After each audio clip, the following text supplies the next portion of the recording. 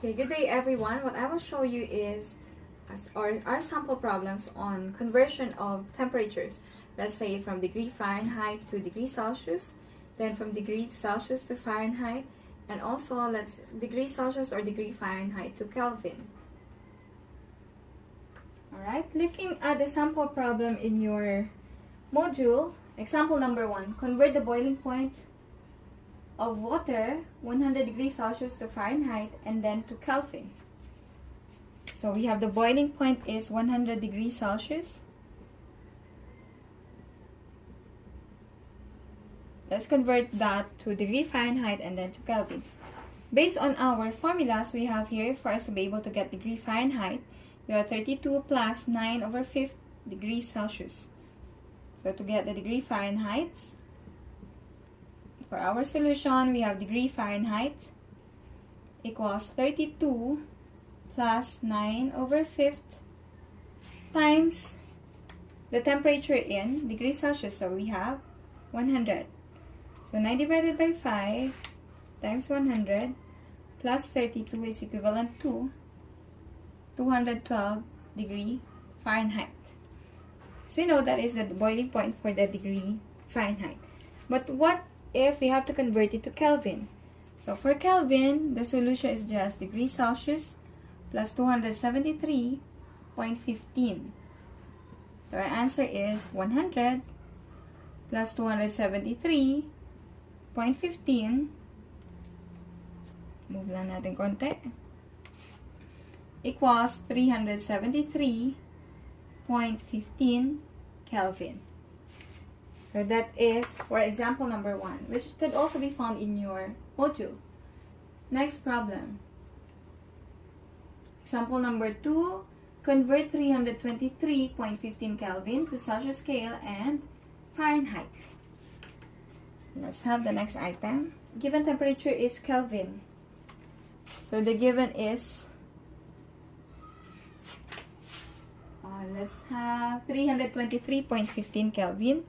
323.15 Kelvin. We have to convert it to degrees Celsius and then to degree Fahrenheit.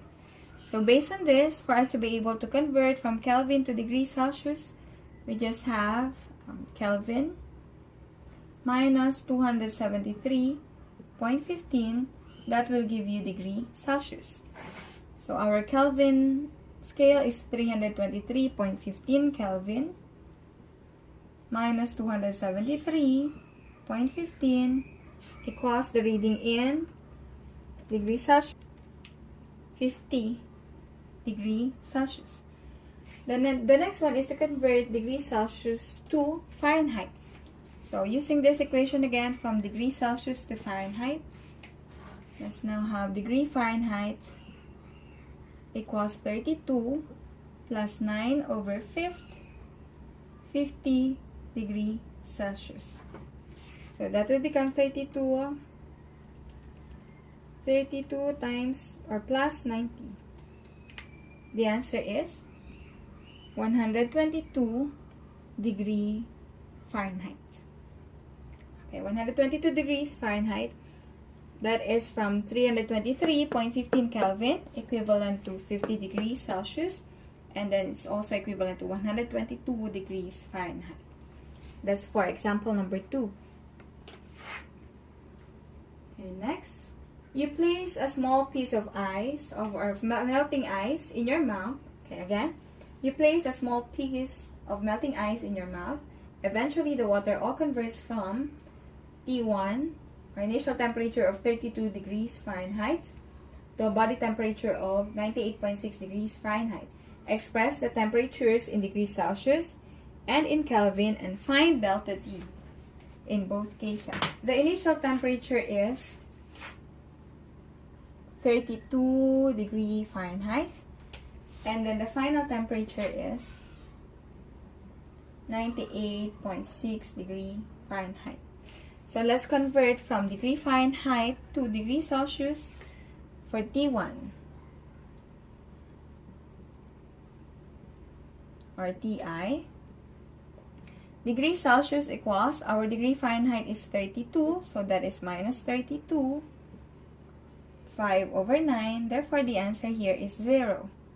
Our initial temperature is 0 degrees Celsius. Our final temperature, we have here 98.6 degree Fahrenheit. So, degrees Celsius equals 98.6 minus 32 times 5 over 9. Okay, our answer is 98.6 minus 32 times 5 divided by 9. Our answer is 37 degrees Celsius. Okay, so let's take a look at the delta T. Change in temperature in degrees Celsius. Change in temperature equals final temperature minus the initial temperature. So here in the problem, we have final temperature is 37 minus 0. So our delta T is, take note that if we want to express it now in delta T, we have 37, express it to Celsius degree. So take note that the delta T is 37 Celsius degree. Now we are to convert it to Kelvin.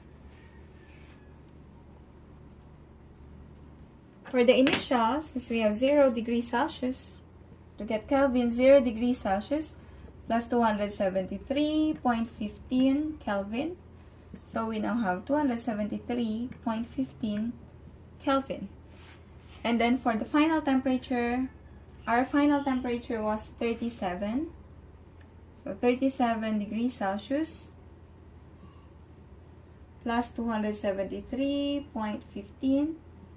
So that will give us 310.15 Kelvin. So let's solve for delta T also in Kelvin. Delta T again is final minus initial.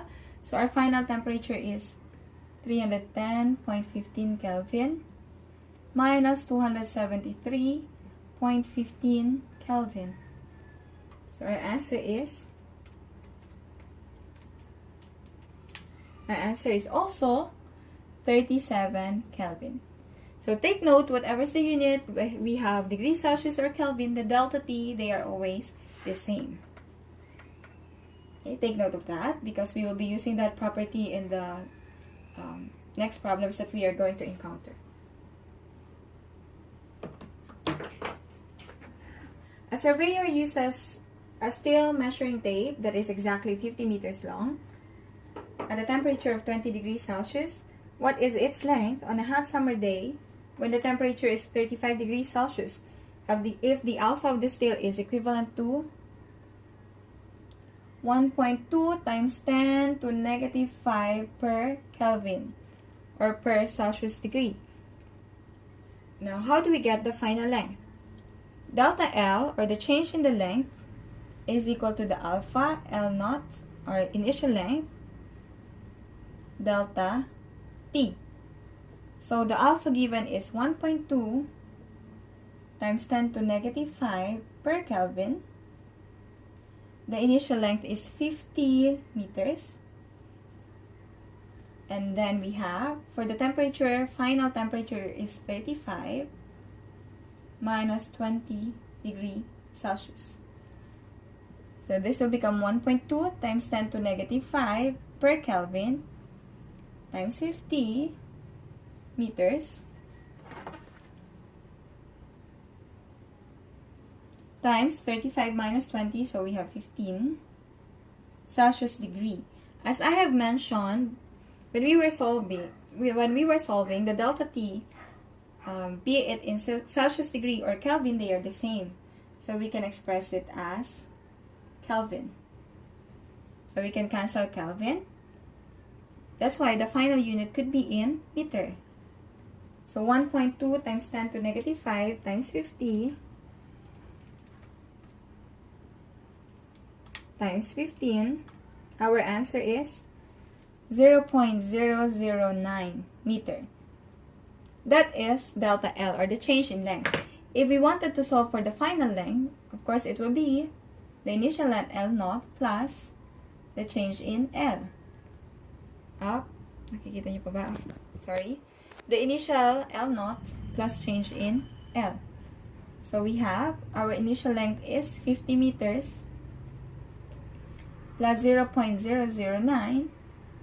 So our answer is just 50.009 meters. So the final length of the steel is 50.009 meters. Okay, next problem.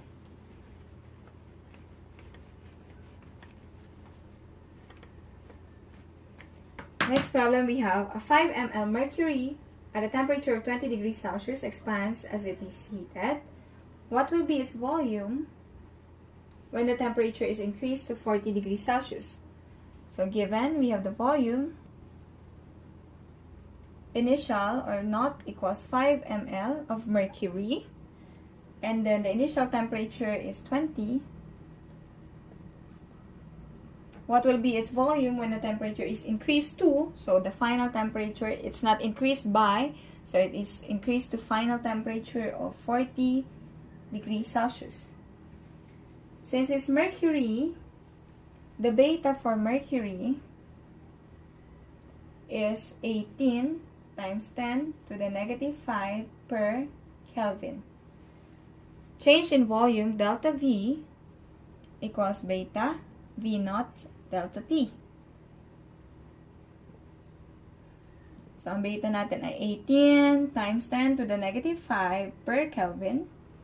Our initial volume is 5 ml. So, there's no need to convert to liters. We can stick with ml. Then, our delta T is 40 degrees Celsius minus 20 degrees Celsius. So, that is just 20 Kelvin. So, we can cancel this. Kelvin na rin yan, they are the same. This is equivalent to 20 Kelvin also. So we can cancel it. 18 times 10 to the negative 5, or 18 exponent negative 5 times 5 times 20. That will give you 0.018 ml. Therefore, the final volume is just equivalent to 5.018 ml. Okay?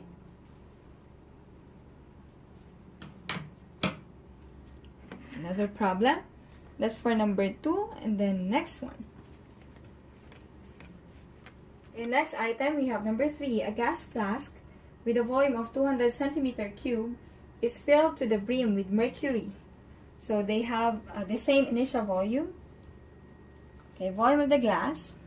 Initial volume of the glass is 200 cm cube. The initial volume of the mercury also is 200 centimeter cube.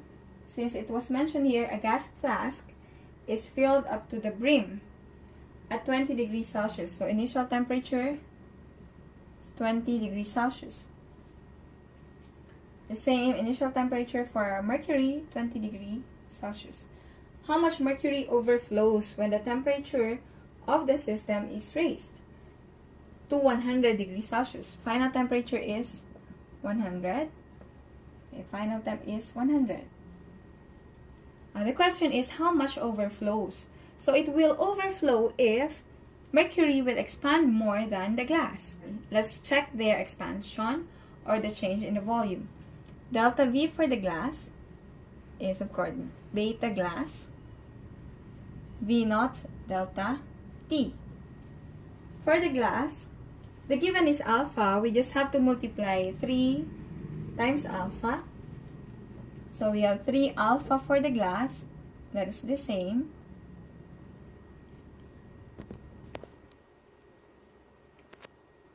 V naught natin, delta T.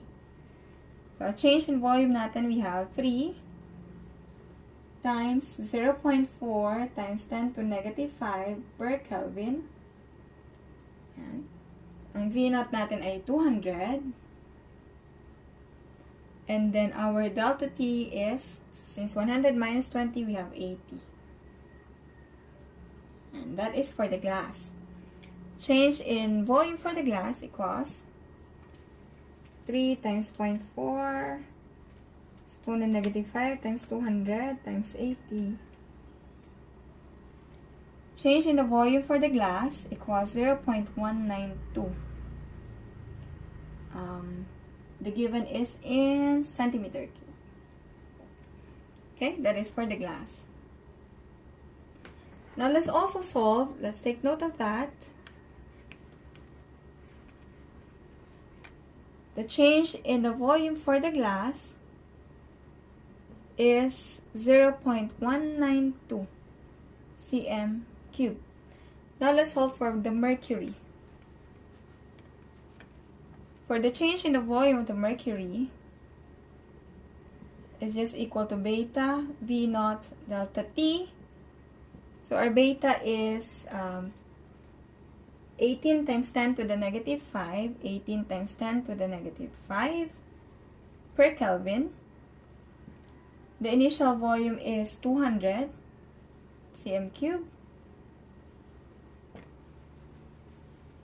Delta T is also 80 Kelvin. There.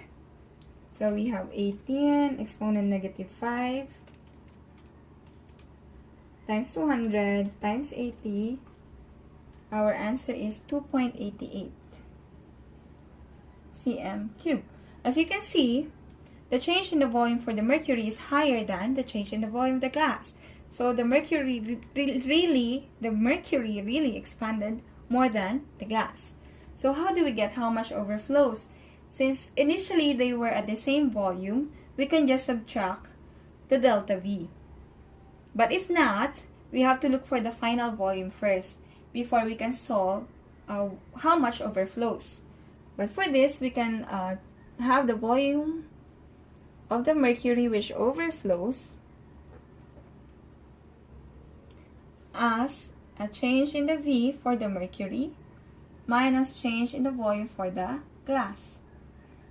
So it's equivalent to, take note, 2.88 centimeter cube minus 0.192. Our answer is 2.688 centimeter cube of mercury overflows in that particular problem. Okay? Or we can, that's it. Okay, so let's have other problems on thermal expansion. A metal rod is 40.125 centimeters long at 20 degrees Celsius. So the initial length is 40.125 centimeters at a temperature of 20 degrees Celsius.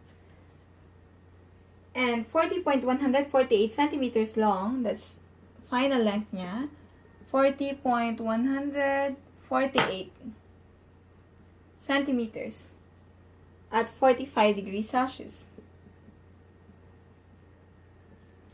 The question here is calculate the coefficient of linear expansion of the rod. So we are looking for alpha. Change in length equals alpha L naught delta T. So the change in length is equal to the final length minus the initial length equals alpha L naught delta T.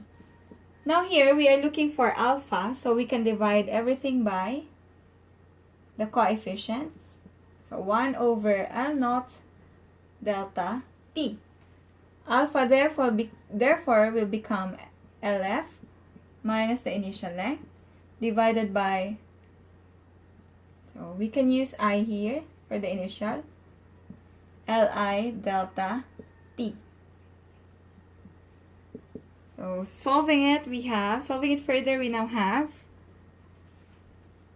40.148 minus 40.125 divided by 40.125 times final temperature is 45 minus the initial is 20. Okay?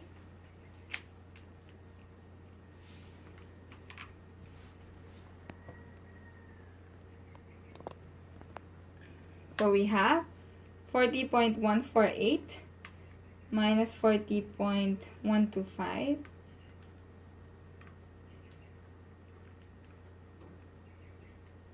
40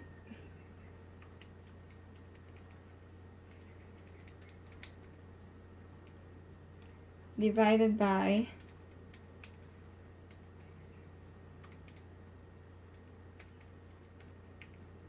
our answer is 0.0000229.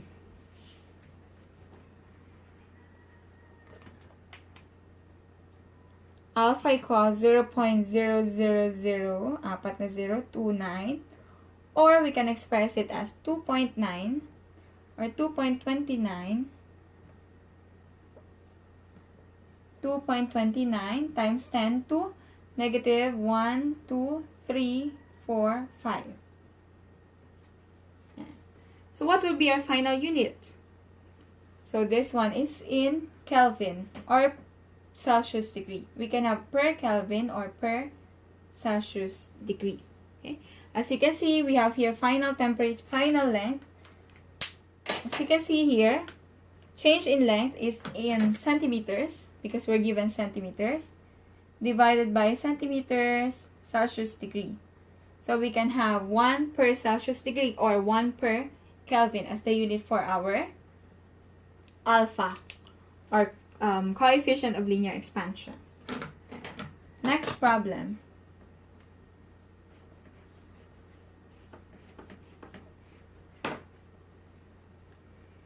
Okay, the last problem is quite medyo tricky yung last problem natin. Okay,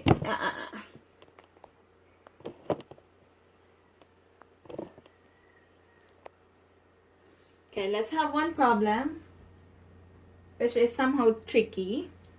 An iron ring is to fit snugly on a cylindrical iron rod at 20 degrees Celsius. The diameter of the rod is 6.445 centimeters and the inside diameter of the ring is 6.420 centimeters. So diameter of the rod, we have the rod. The diameter of the rod given is 6.445. Then you have a ring wherein the inner diameter here is equivalent to 6.420. To slip over the rod, the ring must be slightly larger than the rod by 0.008 centimeters. To what temperature must the ring be brought if its hole is to be large enough so that it will slip over the rod? So as you can see, mas maliit yung diameter ni ring kumpara kay rod. So they will not fit. Para daw mag-fit ito, this should be larger by 0.008 kumpara kay rod. Okay? So that is the desired radius of this one. So initially it is 6.420, pero the desired one should be larger than this by 0.008. So i-add natin yan. 6.445 plus 0.008. Yan ang desired diameter natin for this. So here, 6.445 plus 0.008. And the diameter should be 6.453 centimeters. Okay? Now, we are going to hit this one so that it will expand. Yung hole niya mag-expand the same with the diameter. So, we now have final length niya should be 6.453 cm. The initial length is equivalent to 6.420 centimeters for the diameter. I'm referring to the diameter here. So we have delta L equals alpha L naught delta T. We are looking for the change in temperature. So we have alpha L over alpha L initial equals the change in temperature. So, delta L natin is, final is 6.453 minus the initial is 6.420 divided by the alpha. Okay, this one is iron. Ang alpha ng iron natin ay, let's look for it.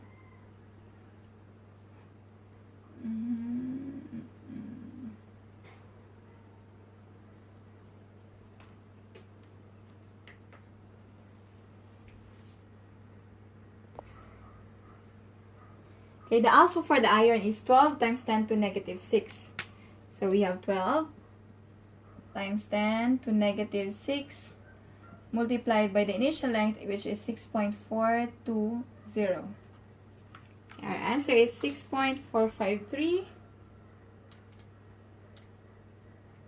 minus 6.420 divided by 12. 6.453 minus 6.420 divided by 12 exponent negative 6 times 6.420. Okay, the delta T, the change in temperature should be 428.35.